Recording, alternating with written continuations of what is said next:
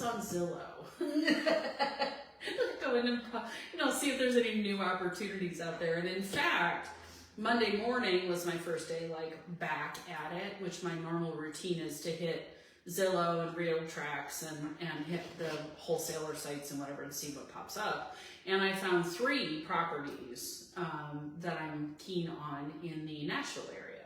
So I ran the numbers and they worked out good, and working towards funding those. So if anybody's interested, let us know, because those are going to move fast. We're going to get on it, and we have lots of people keen to partner up in Nashville. So we're going to move forward on those pretty quickly. And that's just the beginning.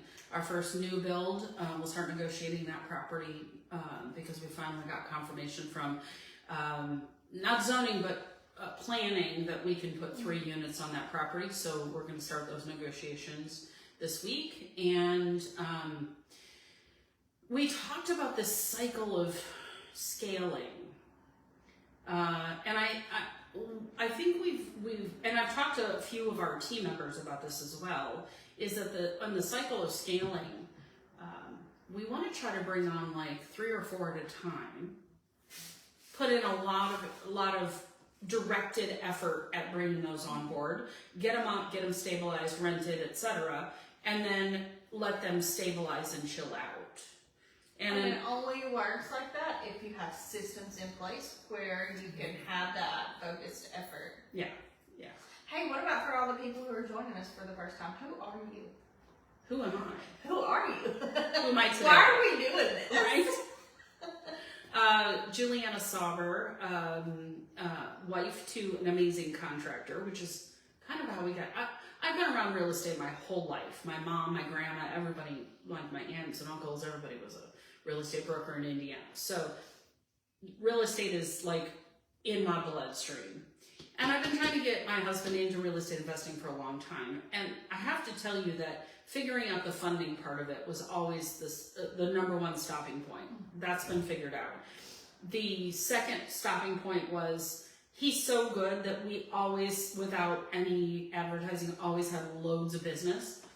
So he was always like, how much more do you think I can do? So we made the shift. All of it, right? So we started the shift into real estate investing in 2023, pretty intentionally. And 2024 was a rest year for some health reasons. We are back at it starting in November of last year. And that's when we went all in on co-living as a real estate investment strategy. Not negating things like RV parks and some other things that we're going to do. So you'll hear about those as things come forward. But co-living as a functional strategy, because it's really, and we need to solve the affordable housing situation, and interest rates are not going to be solved, pricing's not going to be solved, the government's not going to stop printing money, so inflation's not going to come down the way it really realistically needs to be. So we have to find alternative sources, alternative ways to provide affordable housing. More expensive apartments isn't going to solve it. Co-living is that solution. And it's great. It really provides excellent support for people that need a place to live, that want a place where it's simple. And so when I say simple, this is what I mean by it, because a co-living is such a cool strategy, right? So we're sitting in a co-living property that we're developing right now. This is an older house, 3,000 square feet. One guy was living in this house when we bought it. One guy, 3,000 square feet. Lots of wasted space. He basically lived in 2 rooms. He lived in his bedroom, which is really large, and the kitchen. He could have had a 1-bedroom apartment and had the same life that he had here in this big house. So we are full rehab in this one. We're about 80% done with the rehab, and we've already got people interested in coming and staying. This will have 8 bedrooms, a kitchen and a kitchenette, and a laundry room. So lots of space for people to spread out. Feels good. If you're in an apartment, you may or may not have green space, where we actually have 4.5 acres here. So there's lots of green space here. It is. Lots of great space here. There's even a pond, which we need to get some bubblers in, because it's looking very green and scummy at the moment. It is very, very green. So we need to get some water movement in that water. but it gives them green space. We can put a grill out there. They can sit out in the evenings and watch the fireflies in the yard. Something that isn't necessarily present in an apartment complex when they're living solo.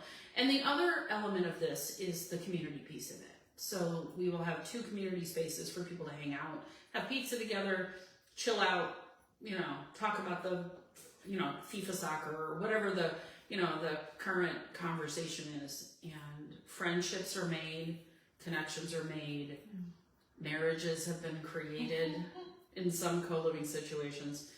And it is also from an owner perspective, much more financially viable. So when we create a co-living, our target is usually between $1,700 and $2,500 a month after all expenses. You're not going to get that with single family rental. You're not going to get that with an apartment building. And in fact, most apartment buildings right now are not netting as much as, you might have, if you have 30 units in an apartment building, you might make $20,000 a month. If your loan doesn't go crazy on you, it's not that hard to do. It's not that hard to do with a co-living and a few of them. So we're scaling. So construction, real estate investing, project management, corporate, I used to do contract negotiations, launched a bus program. So lots of different things that I've done. So what about you? I need to shorten my intro. It's supposed to be like a, it's supposed to be like a 30-second intro or whatever. Yeah. I need to shorten that up. Well, I'm Shelly Hood. Julianne and I met about a year ago. We just celebrated our 1-year friend anniversary on the 4th. It was so much fun. But I do not come from a real estate background. I come from much more of a creative and person's background, a human connection. And so I bring my HR and communications in conjunction with branding and marketing and do the backside of things. So creating the systems that help things to run and then the spaces that bring people in. Yeah, I think that people that get started in co-living, if you have one house, easy to manage it on your own. But our intention is to have a suite of quite a lot of properties. And it takes a team and it takes systems. And so we have an amazing team. We have Shelly, Megan, Adam, my husband Doug, and our son Liam. And we have a contractor, a young, enthusiastic, learning contractor who's working with us as well. And he and my husband get along well. It's really fun to watch them because they're like 2 peas in a pod. So I was going to say, we jump in here live just to kind of start the conversation, and then here in just a few minutes, we're going to hop on over to Zoom. So if you're interested in more of the details of the projects that are happening, who we have, who we have, opportunities for investing, or, if you have a property and you're like, what do I do with this? That's where we're going to talk about that over in Zoom. You're welcome to drop your questions here, and we can start to answer some of those if we can. We'd love to. Yeah. But jumping in just to say, okay, this is who we are. This is what we're doing. This is why we believe in this co-living movement so much, and why we're pushing this in our market. There are plenty of platforms that are doing it. This is not a new concept. Branding is everything. We coin a new phrase and suddenly it's a brand new thing. Right. It's not a new thing. We were all living with people in college, right? Yeah. It's true. It's true. So what does that look like in today's world with a different box of information and people? Yeah. And I think that it's important to understand who the people are that are living in co-living. It's everybody. Literally.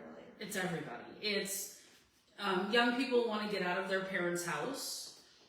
Young professionals starting out, maybe they move to a new city. They don't know anybody. They don't necessarily get an apartment by themselves. Apartments are expensive to get into, so they don't have the $2,500 to $5,000 it might take to get into an apartment. With co-living, it's furnished, so they don't necessarily have to bring their furniture. We provide beds and desk and chair and things like that. You have single people that are maybe traveling, so travel nurses, corporate contracts, people that are, only in a space for 6 months or something like that into a city. In fact, Nashville's got some big developments coming, and that means they'll be sending in project managers to help development, and they don't necessarily need to sign a 12-month lease. Yeah. These tend to be shorter leases. 3 months is our minimum lease time period. And then you have single people, widows, you have divorcees, you have individuals who are like veterans, and there's even models for sober living, transitional housing. I love the transitional housing model, and we're looking at some things going forward to help with that, because we have people coming out of difficult situations who need life skills. And I love that one of the programs I heard about is in Phoenix, the transitional housing. These are people coming out of prison who need help. And it's not always easy to transition back into society from that world. And maybe they need life skills, and we need contractors.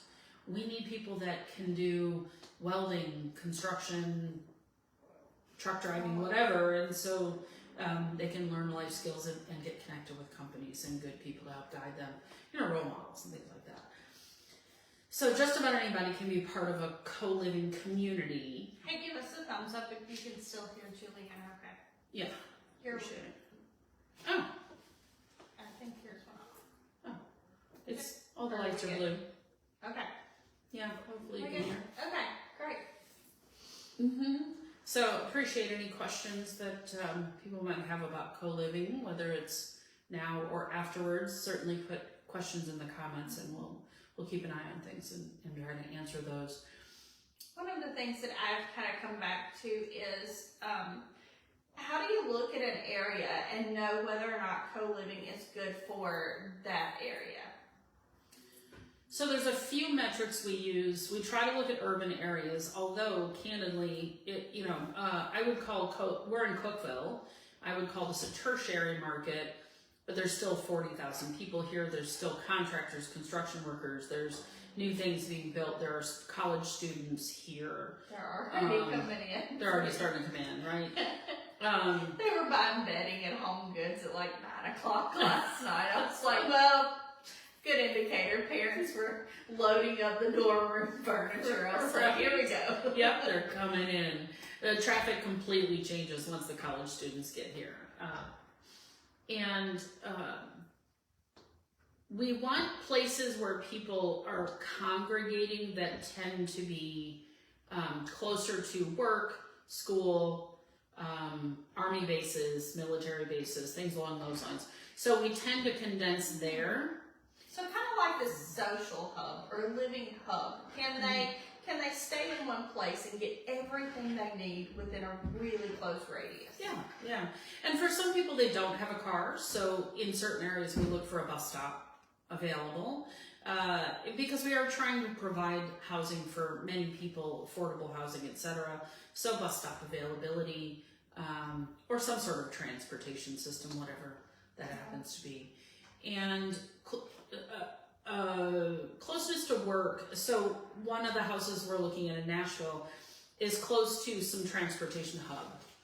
So there are a lot of workers in that area that it might be nice for them to, rather than traveling 30 minutes out to find an apartment they can afford outside Nashville, they can travel, 5 minutes maybe to be in a house. And so these are really good opportunities for people. And there's demand in all areas. It's a little different for some cities, but the big cities especially, Atlanta, Chicago, Nashville, Boston, Houston, you name it, there are opportunities. And sometimes we are looking at houses that maybe had been a short-term rental or even a long-term rental. It's even harder and harder to rent those and harder to make money off of them. So maintenance becomes an issue. You know, if you're only making a couple $100 a month as a landlord on a house, it's hard to maintain it. One hot water heater and you've lost your profit for the year. So what's the point? As one of our investors says, is the juice worth the squeeze? I think if you're only making a couple $100 as a landlord, that's not really worth the squeeze. Yeah. Yeah. So lots of different areas. I would argue that there's an opportunity in almost every town. We spent a lot of time in a small town in Michigan, about 7,000 people, seems like a small area, but a couple of houses I was looking at would make amazing co-living houses and they're walking distance to downtown. So I was looking at, I think I start to, being newer to this conversation, I am intrigued whenever I go to different places and I want to say, I'm trying to learn a little more about how to say, is this a viable market or not? And so looking at the surroundings, what would make this like really viable, and what I've learned recently, or kind of put the pieces together, is you end up with a whole lot of manufacturing, and you end up with a lot of larger like factory work in smaller urban areas, and not always do you have newer developments rushing to those places, and so there could be an argument for, or a need for, affordable housing, even in smaller areas. Yeah. It might not be at scale, but it could be an option. You could also help an employer. So if an employer is really struggling to maintain employees, in part because finding housing around is difficult, or they have to travel a long way, so it impacts attendance and things like that. If you can approach that employer, one of the conversations that we talk about a lot is how do you fill your rooms? Yeah. If you can go to that employer and say, do you have people that come in from all around? Do you need more employees? And if so, would it be helpful if I could provide some housing close by?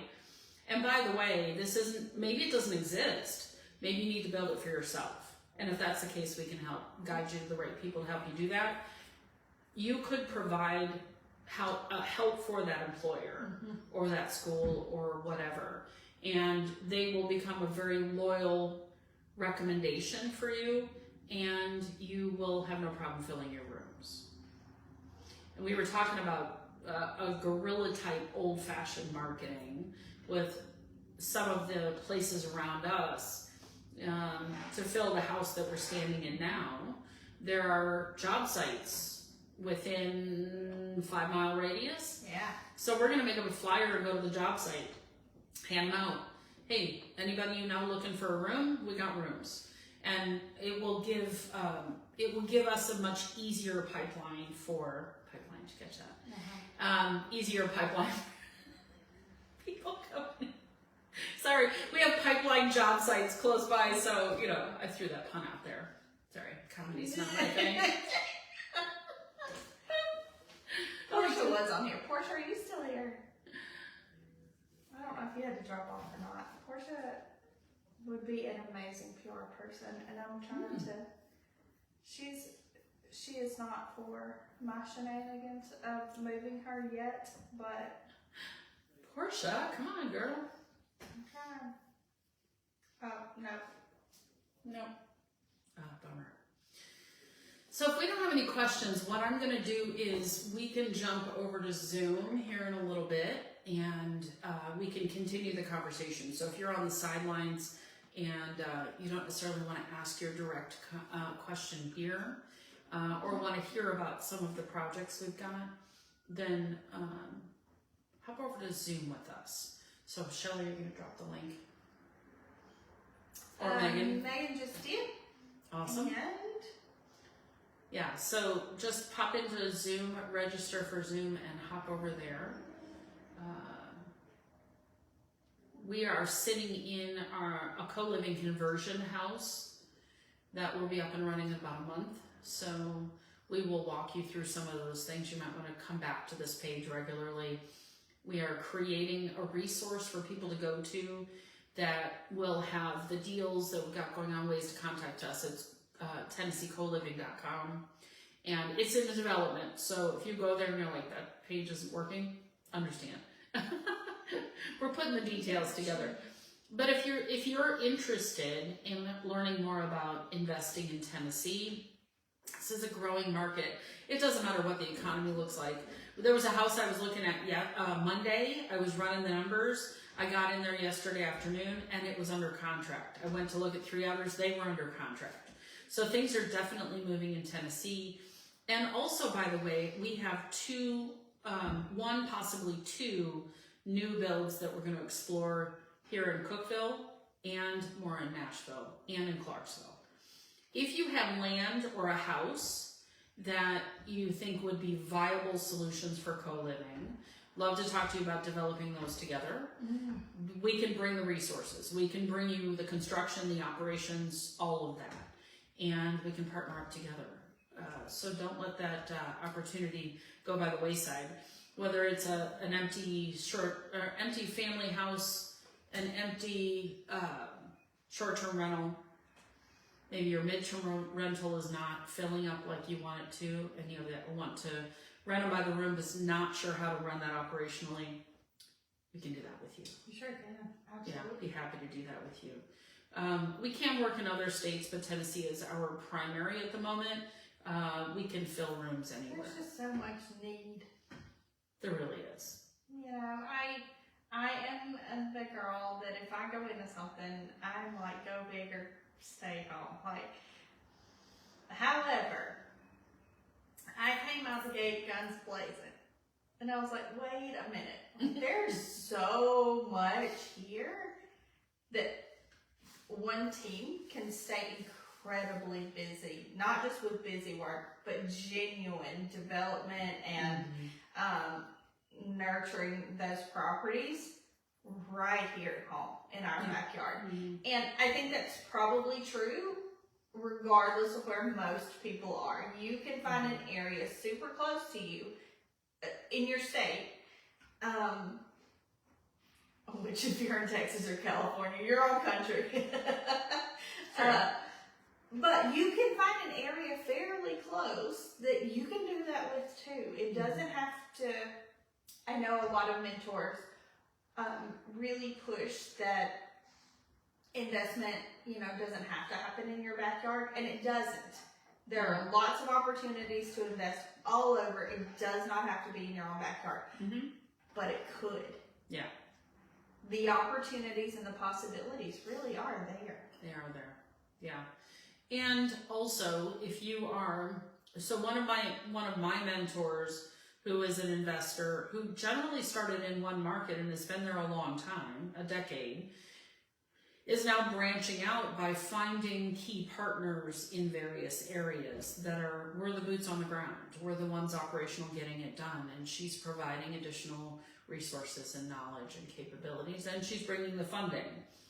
So funding can be your own project, or you can partner with us on a project. There's lots of ways to cut that pie. And everybody, I'm an all boats rise kind of girl. So I'm all about, let's see if we can lift everybody up and everybody have an opportunity to get in this. And the investment opportunities they're limitless, honestly. They really are. Really I was thinking about that. Last night or early this morning, I didn't used to be the girl that was collaboration over competition. I was very competitive. I was the one that felt like, hey, you gotta put your big girl panties on and just pave the way, be the pioneer. And at my core, I do feel like that. I feel like, you have an opportunity to go and make a way in ways maybe you've never seen in your family or in your community. You can do that. However, you don't have to do it alone. Right. And so finding the people that are healthy and who can cheer you on and who can partner with you, like Megan's not here. She's here in the chat, but she is an integral part of our team. Yeah. And so together we make this really solid team. And whenever she says all boats rise, like we really do mean that. We really mean it. Yeah, we do, for sure. Well, I'm looking at the time. Timer went off. We have 5 minutes. Megan just dropped the link for Zoom, so I think we'll hop over to Zoom. So, look, whenever you click that Zoom link, it will ask you to register, and all it does is ask, I think, for your name or email. It immediately gives you the next step. So don't stop there as though you're registering for a future Zoom. It's going to let you in right after you do that. Yeah. We look forward to seeing you in there. Yeah. Awesome. All right. See you in a minute.